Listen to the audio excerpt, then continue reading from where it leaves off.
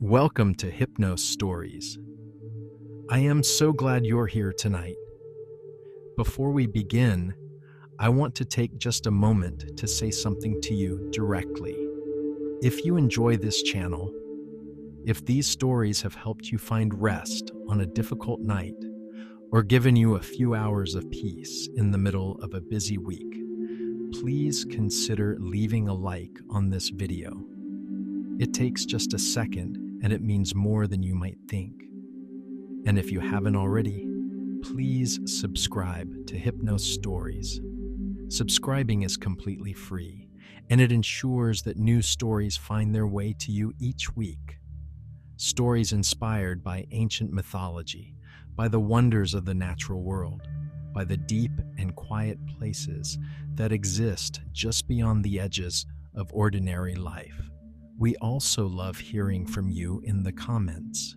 If there is a story you would like us to tell, a myth you have always been curious about, a place in the natural world you would like to visit through sound and imagination, a civilization whose gods and heroes you would like to know better, leave it in the comments below.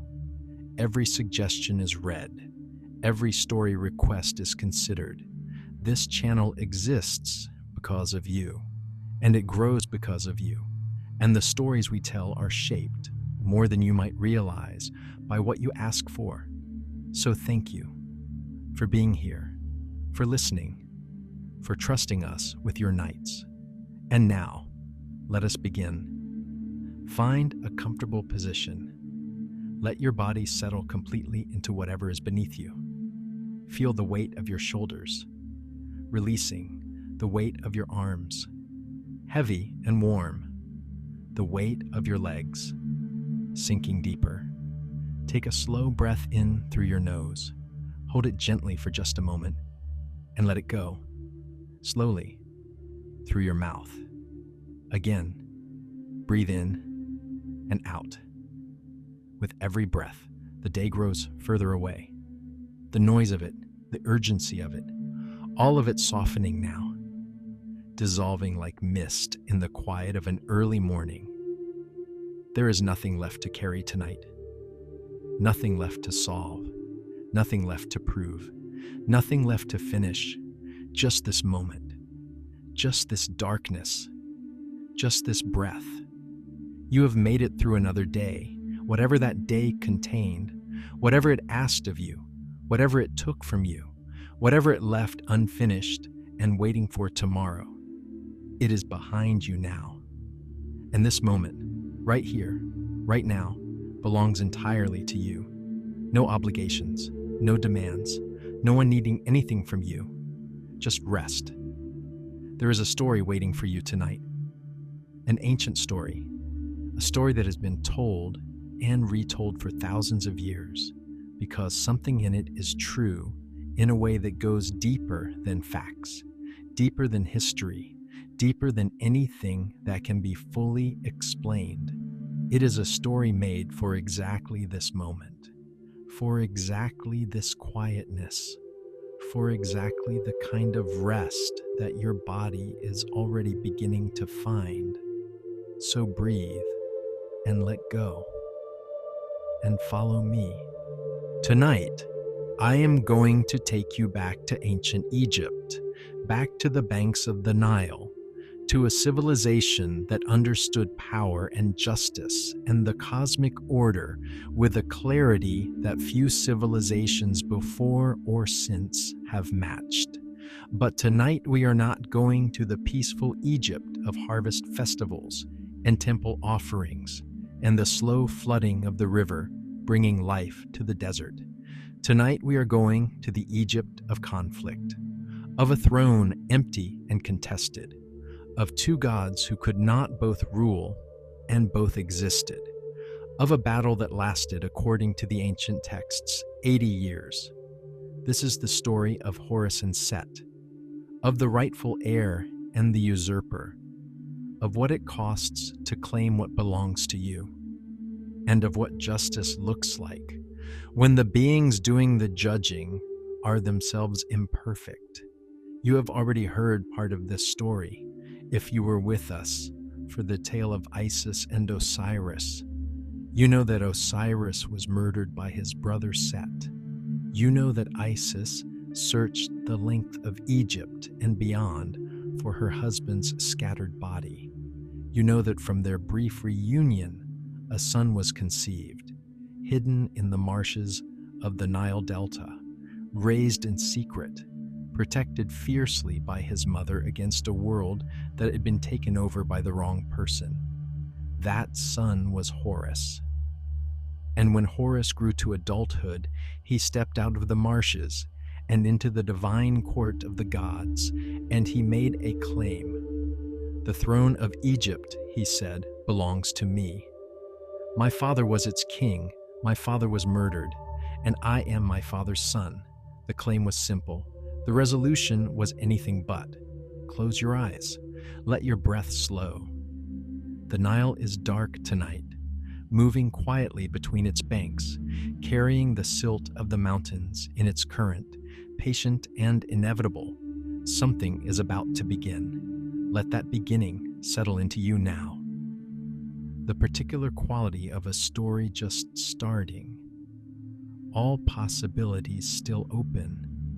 All outcomes still unwritten. Breathe and rest. The divine court that would judge the dispute between Horus and Set was called the Ennead.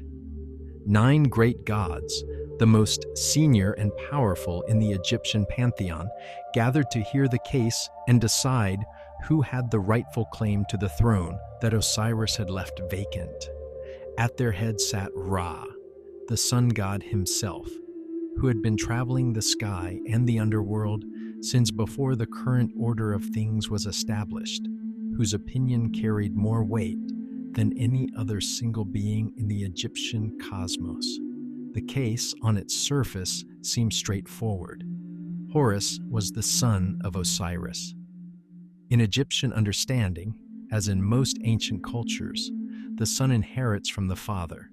The throne passes from one generation to the next in an unbroken line, and the disruption of that line, the gap caused by Osiris's murder, did not cancel the principle. It created an obligation to restore it. Horus was the legitimate heir. But Set was not simply a usurper who had stolen something and been caught. Set was a god of considerable power, god of storms, god of the desert, god of chaos and disruption. And in the Egyptian understanding, chaos and disruption were not simply negative forces. They were necessary forces, forces without which the ordered world could not fully function, forces that had their own divine mandate and their own essential role in the cosmic balance. Set was powerful. Set was experienced. Set was, in the eyes of some members of the divine court, notably Ra himself, who seemed to have a particular personal affinity for the god of storms, a more immediately capable ruler than a young god who had spent his childhood hiding in a marsh. The dispute would not be resolved quickly. It would not be resolved cleanly. It would drag on through decades of hearings and challenges, and physical contests, and appeals, and counter-appeals. A divine legal drama that became, over the 80 years it lasted, one of the most complex and consequential proceedings in the history of the Egyptian cosmos. Let the weight of that process settle into you now. Justice that does not come quickly. Truth that has to be fought for, argued for, demonstrated again and again. Breathe and rest. The first phase of the dispute was conducted in the divine court. Arguments were made. Horus argued on the basis of legitimate succession. He was the son of the king, the rightful heir, and the fact that his father had been murdered changed nothing about the legal and cosmic principle at stake. Set argued on the basis of capability and divine function.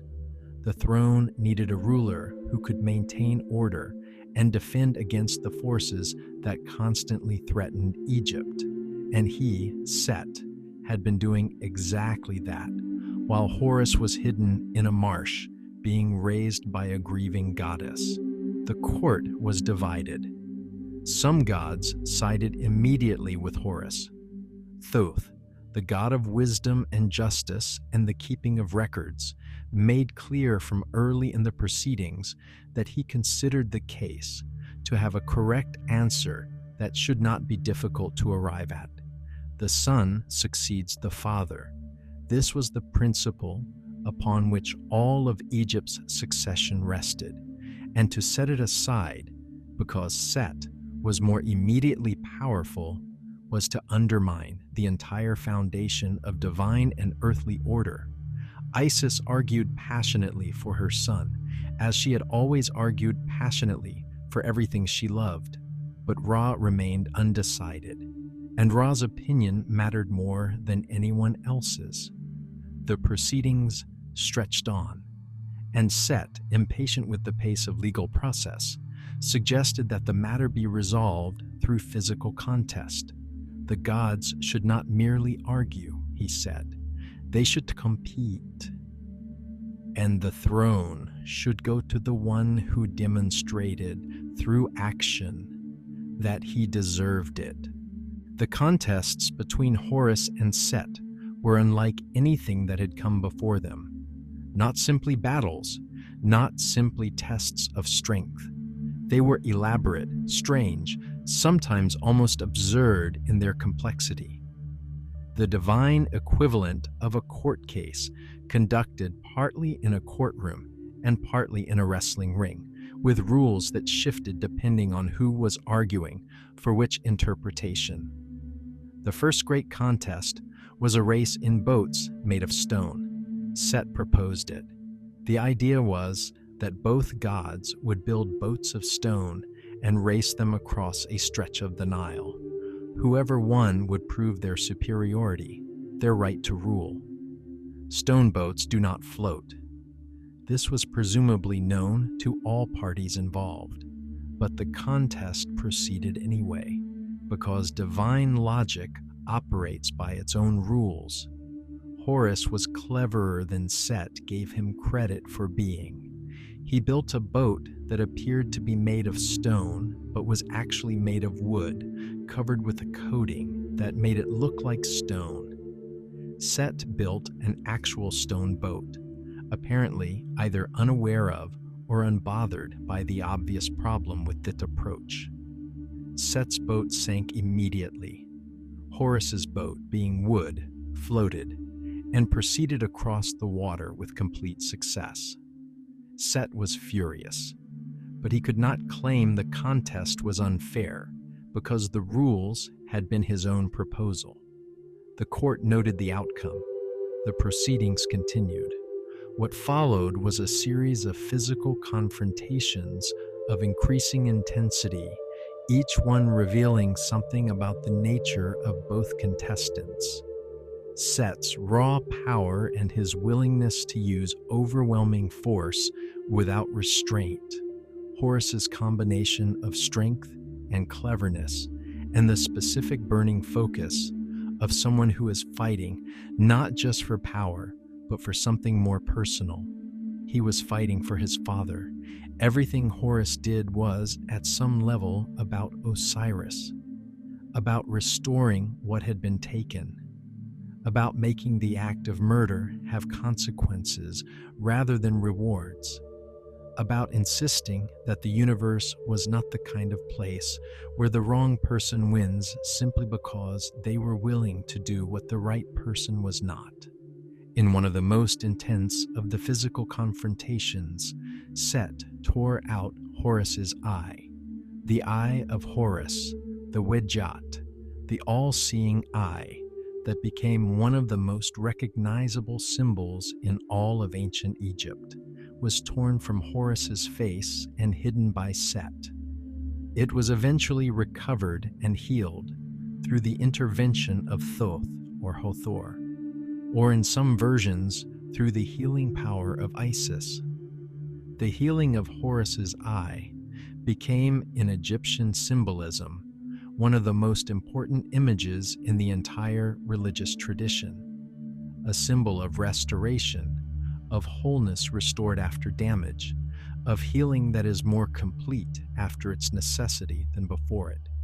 The eye that had been wounded and healed was, in some mysterious way, more itself afterward than it had been before. Let that idea settle into you now, the thing that is restored after loss being somehow more complete than what existed before the loss. Wholeness that includes its own healing. Breathe and rest. The divine court met again and again over the long years of the dispute. Letters were written. The case was argued and re-argued. Other gods were consulted. The god Banebjedet, the ram-headed deity of Mendes, suggested that the dispute be referred to the goddess Neith, one of the oldest deities in the Egyptian pantheon, whose wisdom and impartiality were considered beyond question. Neith's reply was direct and unequivocal. "Give the throne to Horus," she wrote. "Do not continue to do wrong things without reason." Osiris's son should receive the eye of his father. She also suggested that Set be compensated, given 2 foreign goddesses as wives, given additional territories and power, to make the transfer of the throne less bitter. But Ra still hesitated. His personal preference for Set continued to complicate proceedings that should, by every legal and moral principle the Egyptians held, have been straightforward. And Set continued to use every available means to delay, obstruct, and reframe the dispute. At one point, he simply refused to participate in any hearing that Isis was permitted to attend, claiming that her advocacy for her son made proceedings unfair.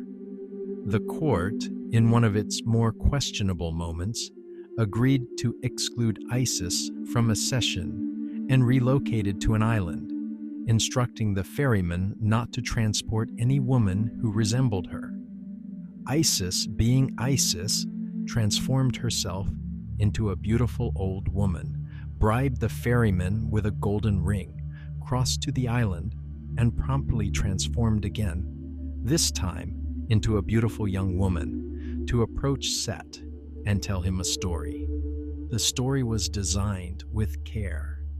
She told him about a herdsman whose cattle were stolen by a stranger and asked Set what the just outcome should be. Set, not recognizing her, said immediately that of course the stranger should be punished, and the cattle returned to the legitimate owner. Isis revealed herself. Set had just ruled against himself. The gods witnessed it. Even Ra could not easily dismiss the implications. Let that moment settle into you now. The truth revealed through a well-crafted story. Someone unknowingly pronouncing their own judgment. Justice finding its way through unexpected paths. Breathe and rest. The dispute continued, even after Isis's trap, even after the divine court had heard arguments and counter-arguments across years and decades. Ra remained reluctant to deliver a final judgment against Set. He admired Set. He admired his power, his energy, his function as the defender against chaos. Ra himself relied on Set during the night journey through the underworld. It was Set who stood at the prow of the solar bark and drove his spear into Apophis each night. To rule against Set was not simply to rule in favor of Horus. It was to establish clearly and permanently that power without legitimate claim was not sufficient, that the ability to do a job did not confer the right to the position. This was a principle with consequences far beyond one divine dispute, and Ra understood the consequences. He kept delaying, the god Thoth grew increasingly frustrated. The records he kept showed a case with an obvious answer that was being avoided for reasons of personal preference rather than legal principle. Eventually, the matter came to a point where it could no longer be postponed. The gods gathered in full assembly. The god Shu, son of Ra, god of air, spoke plainly. Horus should be given the throne, he said. The position of Adam, the complete one, the oldest form of the sun god, should be clearly stated. One by one, the gods of the assembly added their voices. The majority was overwhelming. Ra, faced with the full weight of divine opinion, finally relented. The throne of Egypt would go to Horus. Horus was summoned before the assembly. He stood in the court of the gods as his father had never been able to stand. Alive, present, vindicated, and the white crown of Upper Egypt and the red crown of Lower Egypt were placed upon his head, the two crowns that together represented the unified kingship of all Egypt, the double crown, the crown his father had worn, the crown that had been taken by a murderer and held for long years through power and obstruction and the reluctance of the divine court to do what was right, the crown that belonged to him. Let that crowning settle into you now. The particular feeling of something finally arriving that was always meant to arrive. Justice taking its time, but taking its place. Breathe and rest. There is something that happened after the crowning of Horus that is less often told, but seems important. Horus descended to the underworld, not as a petitioner, not to ask for something. He went to tell his father.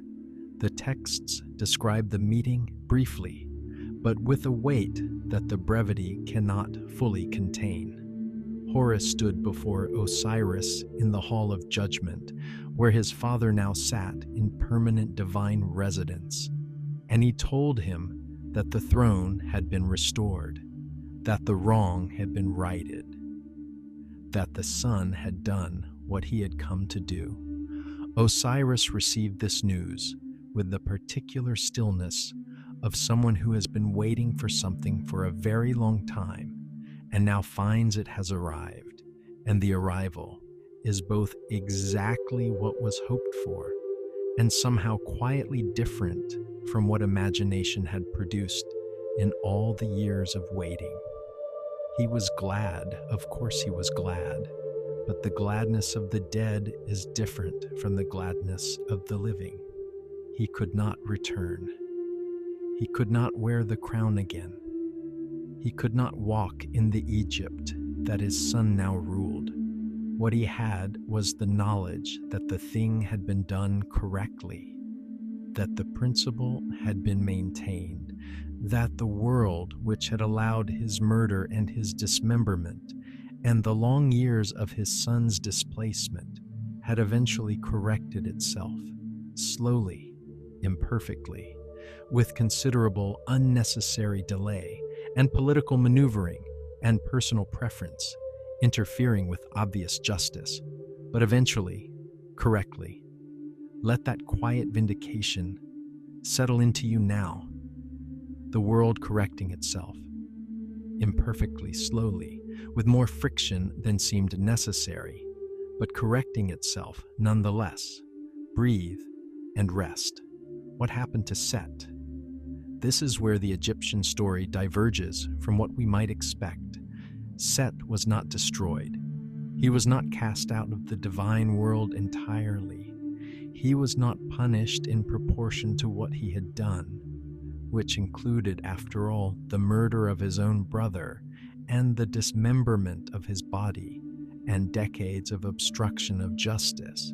He was reassigned. Ra took him to the sky. Set stood at the prow of the solar bark, as he had always stood, driving his spear into Apophis during the night journey, defending the sun against the serpent of chaos. His function in the cosmic order was maintained. His power was maintained. He simply no longer sat on a throne that was not his. The ancient Egyptians were, in this, deeply pragmatic. They understood that chaos and disruption are not simply problems to be eliminated. They are forces that exist and will always exist and must be placed somewhere, given some function, channeled, rather than simply opposed. Set, the most dangerous and disruptive force in the Egyptian divine world, was most safely kept close, given a role, given a purpose, the purpose of fighting chaos with his own chaotic nature. The enemy of order, made into a servant of order's survival. There is wisdom in this, a wisdom that does not require that we approve of what Set did or minimize its consequences, but wisdom nonetheless. Horus ruled Egypt, and in ruling Egypt, he became something larger than himself. He became the model for every pharaoh who would follow. Every king of Egypt, for 3,000 years, was understood to be Horus incarnate, the living embodiment of the falcon god, the divine principle of rightful kingship, made flesh and present in the world of human affairs. When a pharaoh died, he became Osiris. When his son ascended the throne, that son became Horus. The same story repeated endlessly. The rightful heir taking his place, the dead king watching from the underworld. The principle maintained through generation after generation of human lives and human choices and human failures and human persistence. The story of Horus and Set was not simply told and then set aside. It was lived. Every succession was, in miniature, a reenactment of the cosmic drama we have been following tonight. Every coronation repeated the moment when the double crown was placed on Horus's head. Every new king descended symbolically to the underworld to tell his father that the throne was restored. The Egyptians understood something profound about the relationship between myth and reality, that the great stories are not separate from the events of ordinary life, but are the template for them, the deep pattern that gives the surface events their meaning. A king who knew the story of Horus understood what his own kingship meant. A subject who knew the story understood what rightful authority looked like and what it cost to establish and why it mattered that it be maintained. Myth as civic education, myth as constitutional principle, myth as the shared story that makes a civilization possible. The ancient Egyptians built their entire sense of how the world should work on stories like this one. And the civilization they built lasted for 3,000 years. Consider that for a moment. 3,000 years. From the unification of Upper and Lower Egypt to the conquest of Alexander the Great. The same civilization, the same language, the same gods, the same understanding of what rightful kingship means and what it costs to maintain. 3,000 years of pharaohs becoming Horus. 3,000 years of the dead becoming Osiris. 3,000 years of the principle being maintained that the throne belongs to the legitimate heir, that the son follows the father, that murder does not grant ownership, that justice may be slow, but it is not ultimately deniable. Let that continuity settle into you now. 3,000 years of the same story, the same principle, the same crown. Breathe and rest. There is one more aspect of this story worth sitting with in the quiet of this late hour. The eye of Horus, after it was healed, after the damage Set had done to it was reversed, after Thoth or Hathor, had restored it to wholeness. Horus made a choice. He could have kept the eye for himself. It was, after all, his own eye. He had lost it in the course of fighting for what was rightfully his. It had been restored to him after real suffering and real loss. He could have received it back and simply continued with his life, more whole than he had been in the period of the dispute. Instead, Horus offered the healed eye to his father.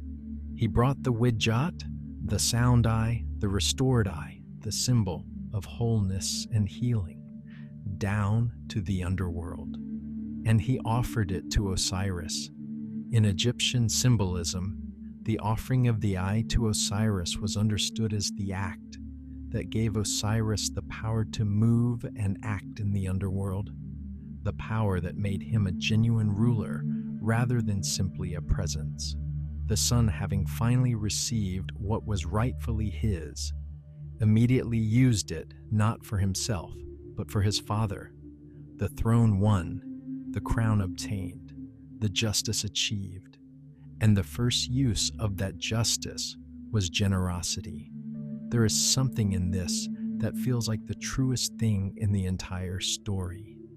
All the arguments about legitimate succession, all the contests and the tricks and the legal maneuvering, all the 80 years of dispute, and when it was resolved, the victor's first act was not celebration or consolidation of power or setting things in order for himself. It was a gift to the father he had been fighting for all along, the eye that had been wounded and healed, given to the one who had been murdered and remained in the underworld because of it. Let that generosity settle into you now, the offering made not from abundance, but from the first fruit of a long, hard-won victory, something received and immediately given away, because some things are more meaningful as gifts than as possessions.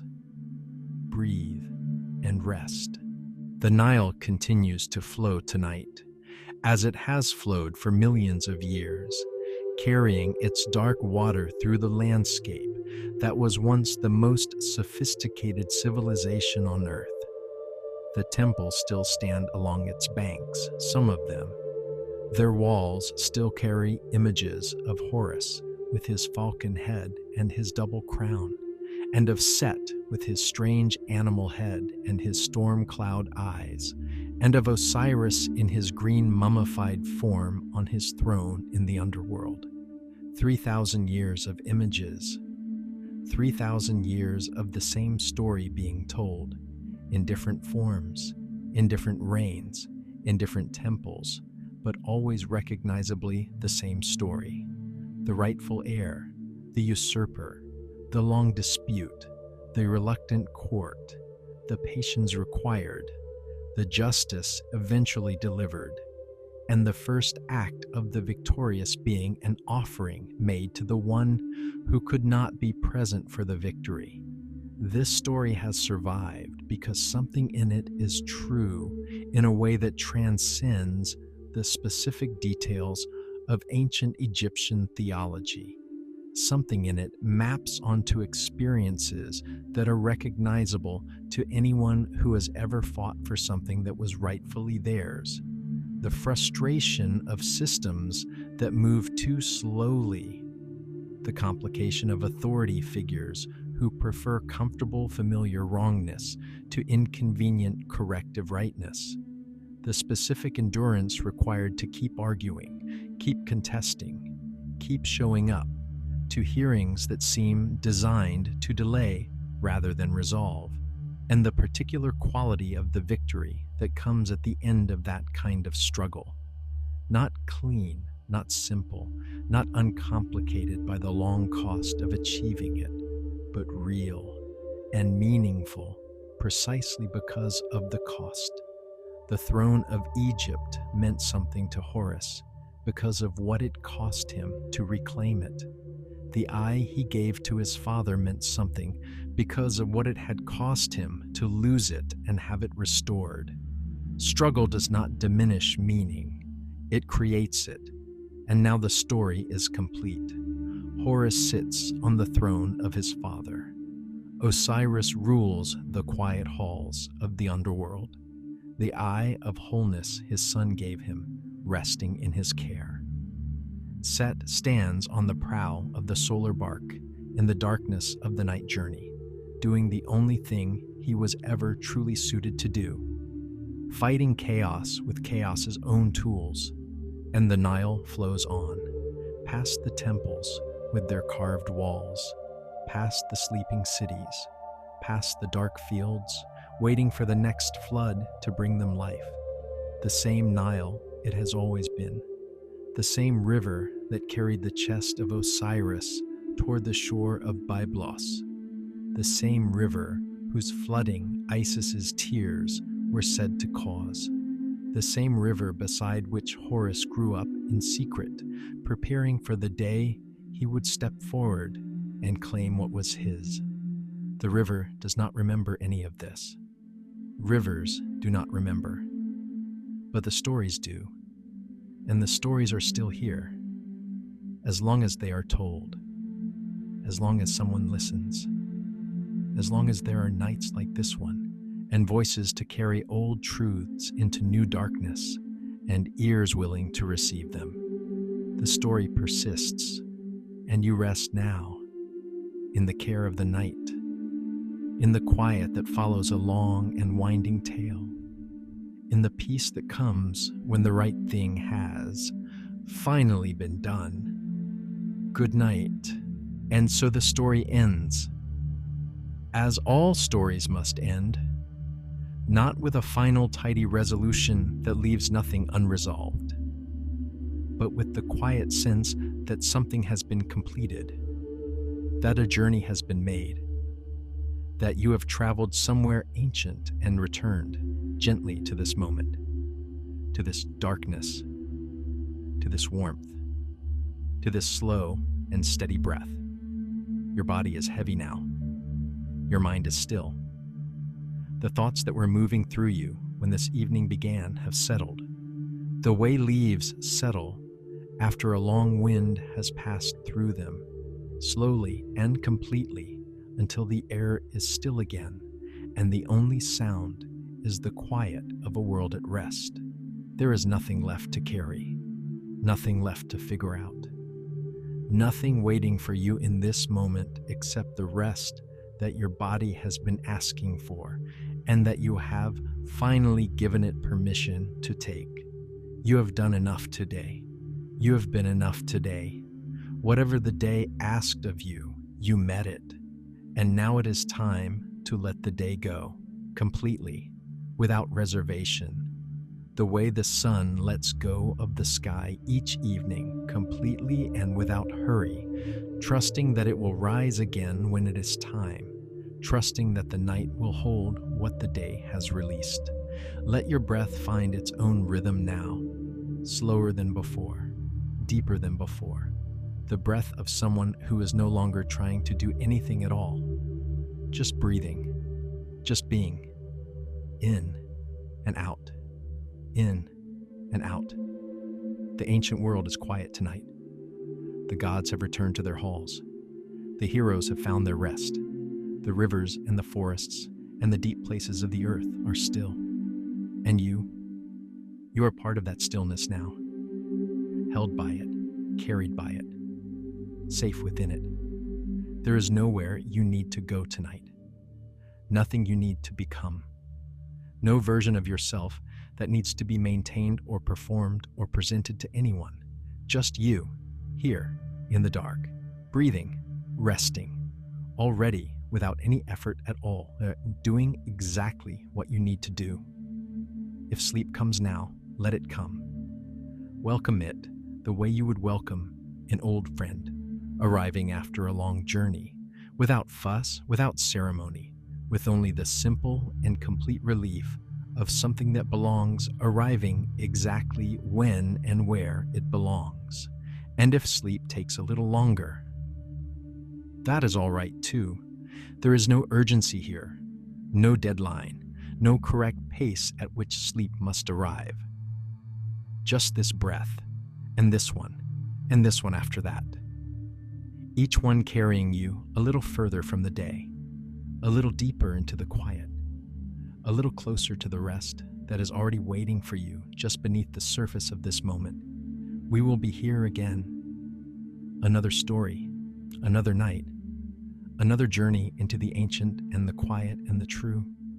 Until then, sleep well, dream gently, and thank you truly for spending this time with Hypnos Stories. Good night.